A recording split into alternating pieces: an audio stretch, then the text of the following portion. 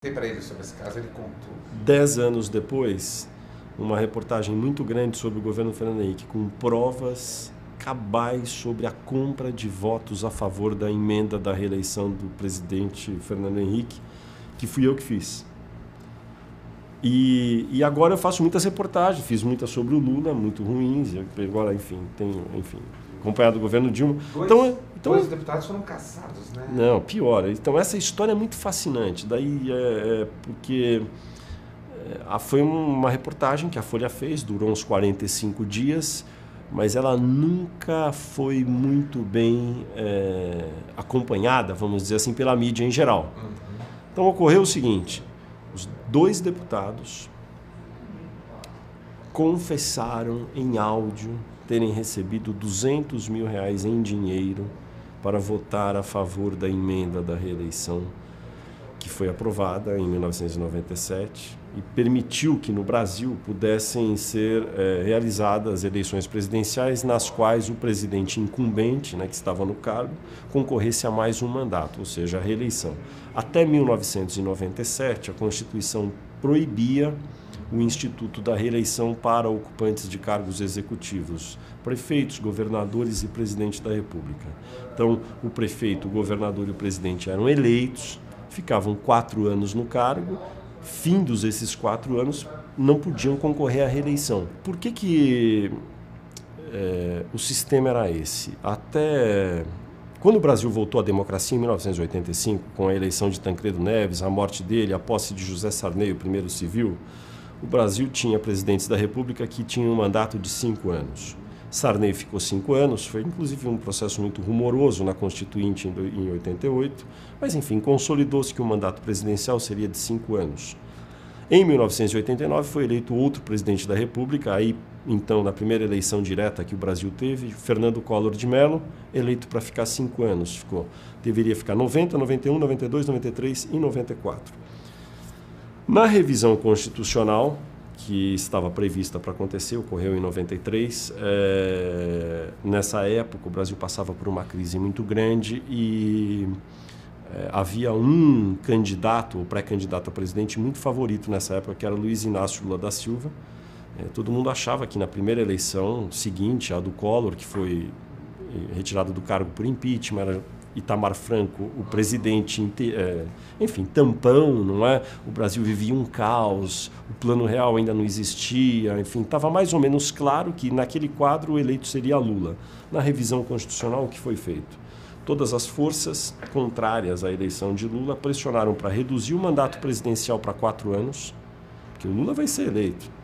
Vamos reduzir para 4, já que ele vai ser eleito, vamos reduzir para 4. Isso era óbvio que esse era o clima.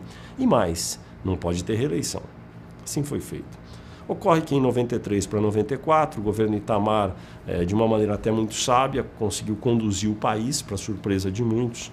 Teve um ministro da Fazenda, que foi Fernando Henrique Cardoso, que implantou o Plano Real, controlou a inflação, o Brasil ganhou a Copa do Mundo em 94, nos Estados Unidos o clima foi outro. Lula, que em abril, março de 94, era o favorito para ganhar a eleição, e em outubro daquele ano perdeu no primeiro turno para Fernando Henrique, eleito presidente da República, com a inflação já quase controlada, etc. Fernando Henrique fez um governo de estabilização da economia, da política, de reconstrução financeira do país.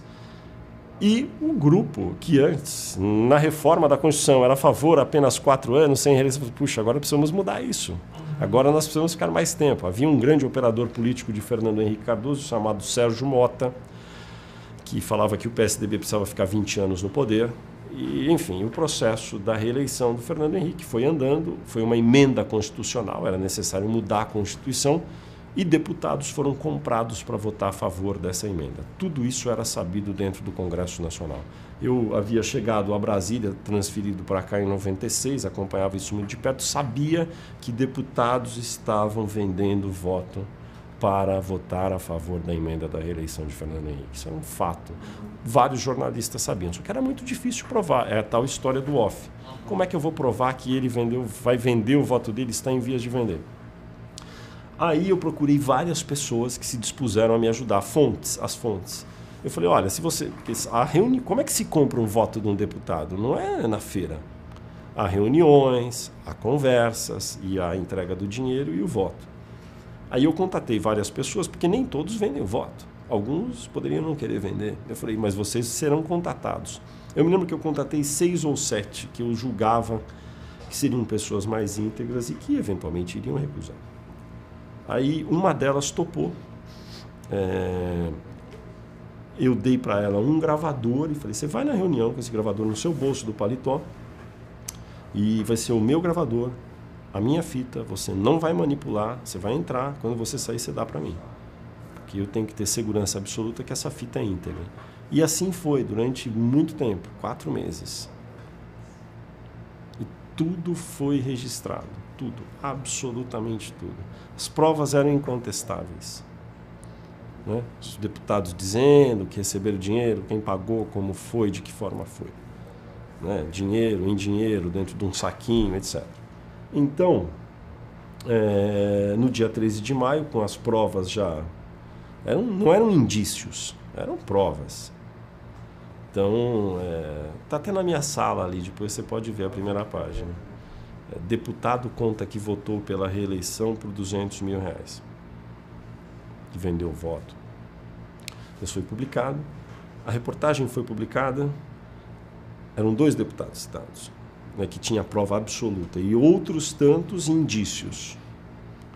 O que era necessário a partir disso? Que se abrisse um inquérito, uma CPI, um inquérito e um processo pela Procuradoria-Geral da República, não é para apurar. A CPI não foi instalada. Os deputados imediatamente renunciaram ao mandato.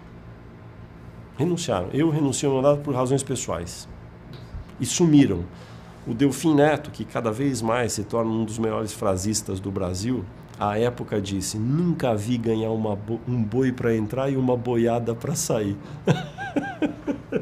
Sugerindo que, enfim, você sabe o que os deputados sumiram.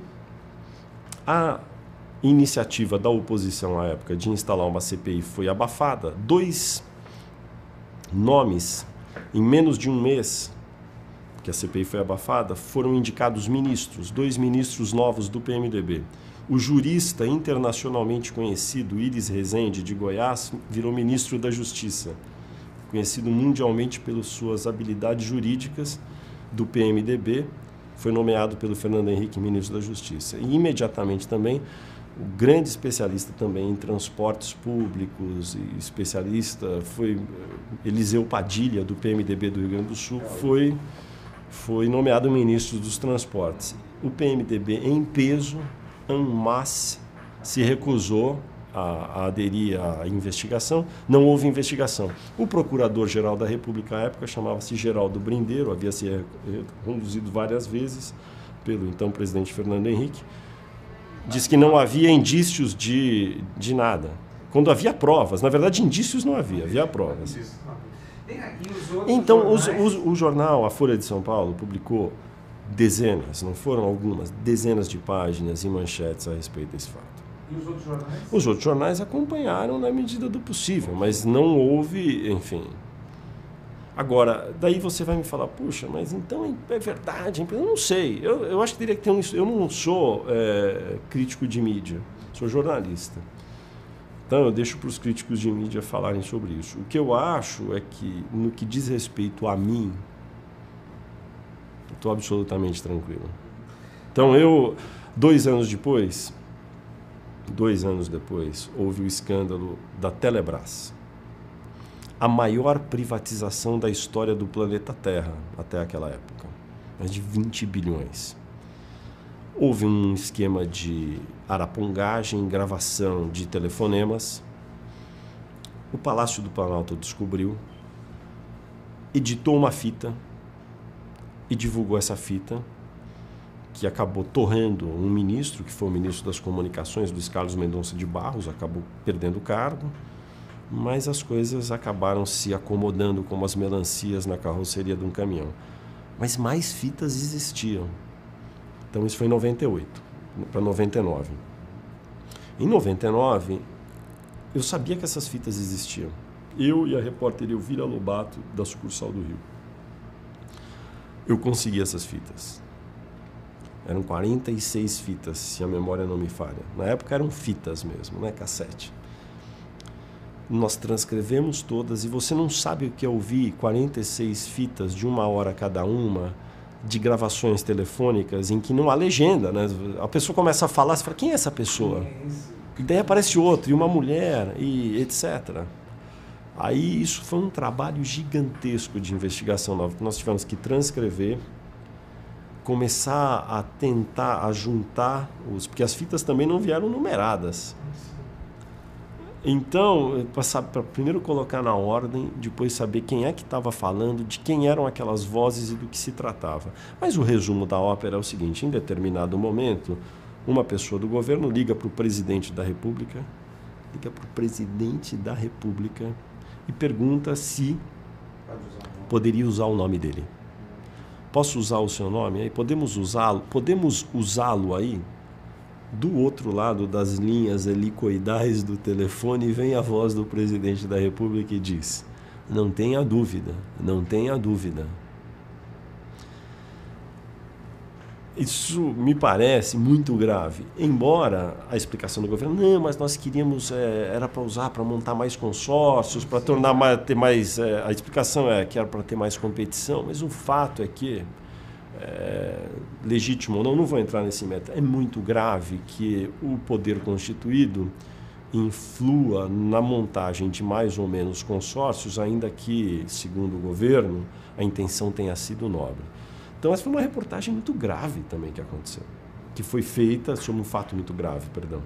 E então, enfim, esse tipo de argumentação que a Folha, o que no meu caso falam muito também, um tucano, eu acho assim, as pessoas têm essa dificuldade de lembrar o que foi feito antes.